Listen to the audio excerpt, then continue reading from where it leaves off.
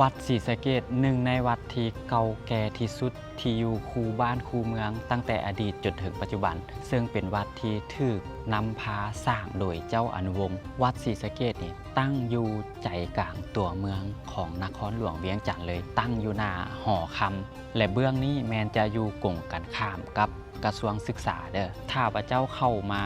วัดศรีสะเกษนี่ทั้งสองเบื้องเจ้าสิเจอกับธาตุนี่เป็นอนุสรณ์สถานเกี่ยวกับประเพณีศาปนกิจศพสร้างขึ้นเพื่อสักการะบูชาตามข้อมูลแต่ก่อนนี่ธาตุทั้งสองเบื้องนี่สร้างขึ้นเพื่อบรรจุอัฐิหรือว่ากระดูกของพระพุทธเจ้าซึ่งต่อมาธาตุทั้งสองที่ตั้งอยู่ทางหน้านี่แมนได้กลายเป็นสัญลักษณ์แห่งพระพุทธศาสนาและใช้เป็นบ่อนบรรจุอัฐิหรือว่ากระดูกของนักบวชหรือว่าพระสงฆ์ผู้ทรงคุณวุฒิค่อยยังบ่ได้พาพวกเจ้าเข้าไปด้านในเถื่อสิพาพวกเจ้าเลี้ยวซ้ายมาทางหอไต่นี่ก่อนเด้อหอไต่นี่ชื่อเต็มๆว่าหอพระไตรปิฎกซึ่งเป็นบ่อนที่เก็บกำรวบรวมข้อมูลบ่ว่าจะเป็นใบลานที่จารึกคำสั่งสอนของพระพุทธเจ้าแล้วก็ได้รวบรวมมาไว้อยู่หอไต่นี่มันจะอยู่กงกันข้ามกับ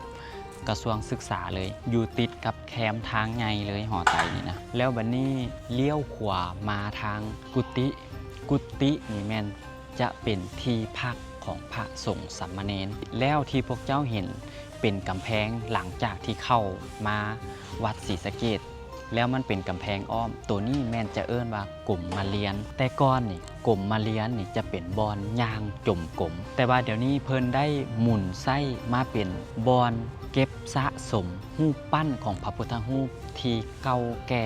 รวบรวมมาไว้อยู่ตามกำแพงทางสีเบื้องในนั้นก็จะมีพระพุทธเจ้าที่เฮ็ดด้วยไม้หินประกายและกระท้องสำริดต่างๆแล้วบัดนี้ที่พวกเจ้าเห็นเป็นศาลาอยู่กลาง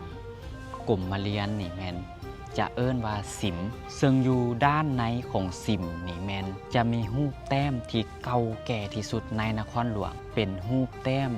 ทางศาสนาทางวัฒนธรรมที่ถูกถ่ายทอดไปฝาแต่ว่าเพิ่นบ่ให้ถ่ายรูปบ่ให้ถ่ายวิดีโอค่อยก็เลยบ่ได้เข้าถ่ายให้พวกเจ้าเบิ่งเด้อและอยู่ในสิมก็ยังมี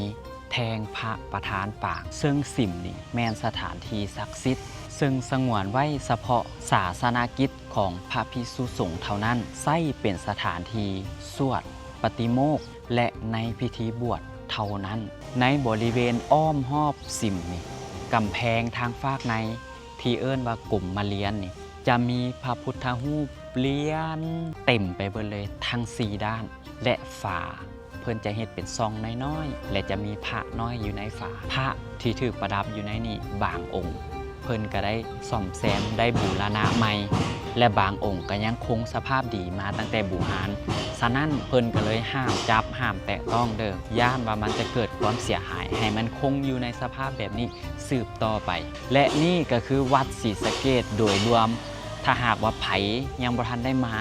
ยังบ่ทันได้เห็นแมนอยากให้มาเบิงอยากให้มาสัมผัสเบิงกับวัดที่มีความเก่าแก่ที่อยู่คู่บ้านคู่เมืองเข้ามาตั้งแต่โบราณจนถึงปัจจุบัน